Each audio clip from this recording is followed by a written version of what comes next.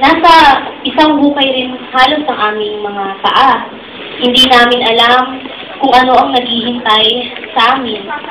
Hindi namin alam kung ligtas ba kami. Ngunit gayon pa man, umaasa ako na mabibigyan ng hustisya ang nangyari nito. Naniniwala ako sa kapangyarihan ng ating pamahalaan na kaya nilang iresolba ang kaguluhan ito. Yun lamang po, Big Brother. Maraming salamat.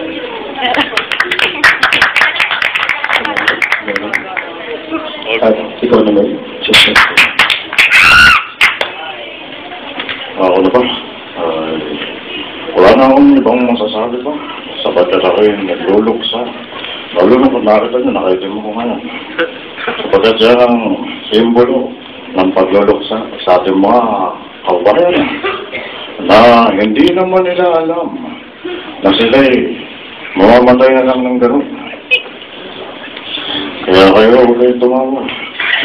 Dahil yung ating mga kapwa Pilipino ay talagang nagtatrabaho, naglilingkod para lamang mabalita sa atin ang mga nangyayari sa paligid natin.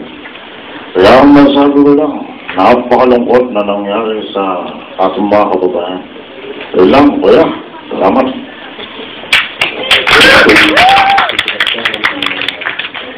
Supporters. At pero tumuloy sa aking susunod na tanong na is kung malaman kung kayo bang apat ay nakapag-file na ng mga COC. Pwede pong makiulat, Big Brother? Nais kong malaman kung kayo bang apat ay nakapag-file na ng COC. Big Brother, alam niya naman di ako tatakbo. Kaya wala akong certificate of candidacy.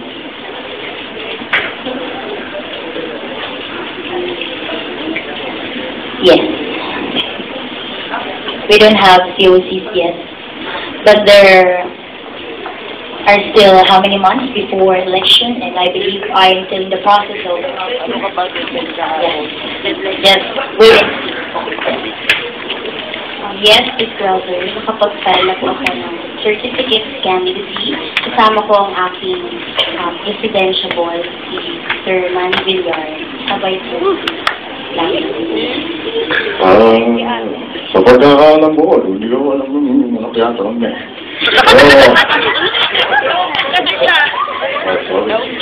Pagkakaalam ko, nakapag-file na po ako ng COC.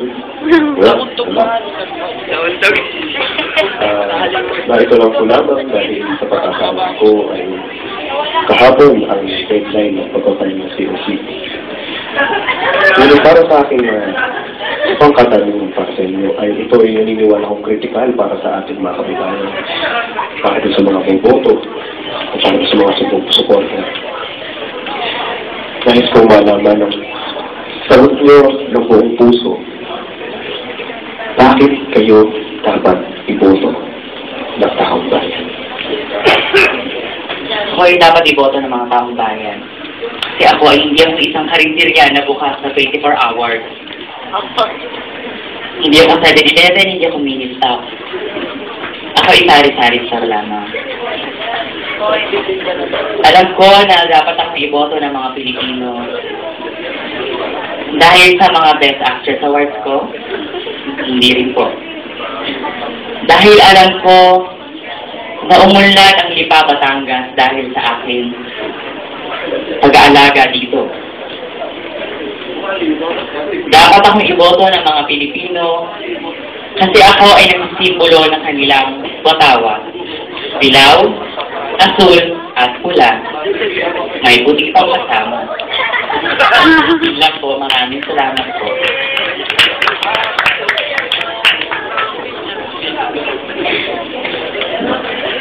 Ako na.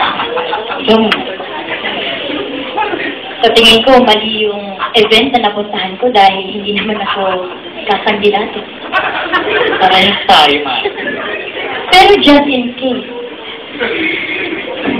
tapos na pala yung filing of candidacy.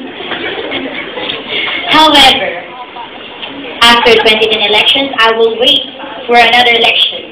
And if you will vote me, I will do my best to make our country prosper in every aspect of being a successful country. Dahil kapag hindi niyo ako pinanalo, I will jump off this stage.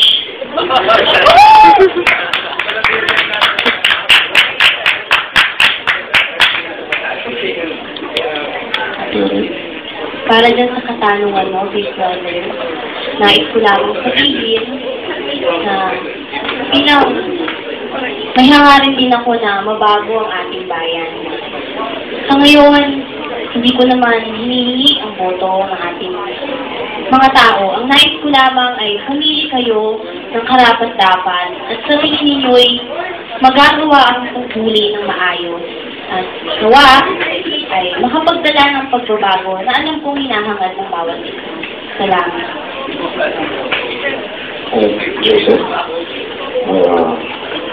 maraming salamat. Ay, hindi ko na pababae. Sapagkat maraming mga kandidato ngayon ang laging isasabi, pawalayin ko itong bayan na ito, papakainin ko ang mga mahihirap. Huwag natin sabihin, gawin na lang natin. Sa kaya ng Pilipino, nakarapat dapat talaga na kayo ang iboto. Yun lang po, Bigdada. Napakainan lang yung sagot. Kaya daw dapat naiintindihan kayo ng mga supporter. At alam kong naiintindihan nyo na lahat ng ginagawa dito sa aking bahay ay mga tasks lamang. Alam nyo na ang mga silbing ito, ang mga purpose nito ay malalaman nyo rin sa pagkakalalaman. At bilang ikot tanong, kung sagutin nyo ulit ito ng buong puso, sino sa tingin nyo sa inyong apat ang may pinakamagandang costume?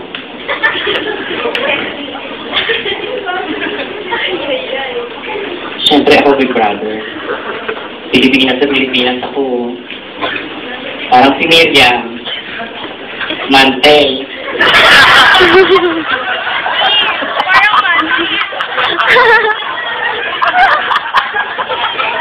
Si Lore. Parang OJT training lang. Training na po.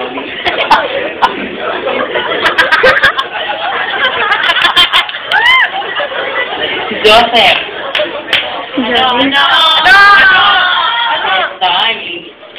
First time, naka-skinny jeans.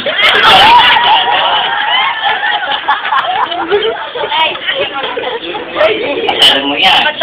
Nagpaboto. Yun lamang po. Tapos ka na ba? Kumain. Hindi naman sa nilalait ko yung pang-cheering squad mong bat.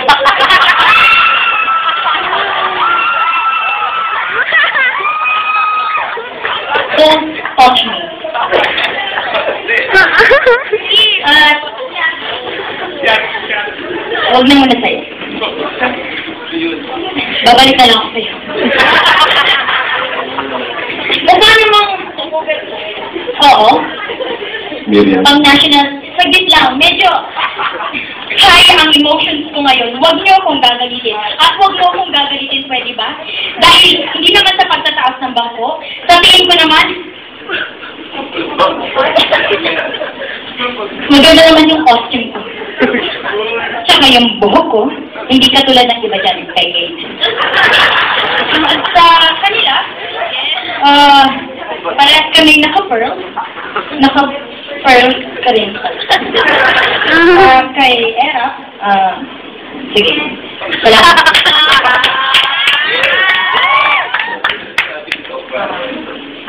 Reading ng Vilma Santos, nais ko lamang na panindigan na ang pagiging trainee ko, no?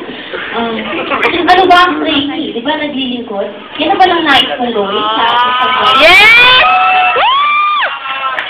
Kaya, hindi ko na ipagmamalaki ang aking costume. Papasalamat na rin ako kay Princess Angelina sa pagbibigay ito. Joseph? Ako po, kuya.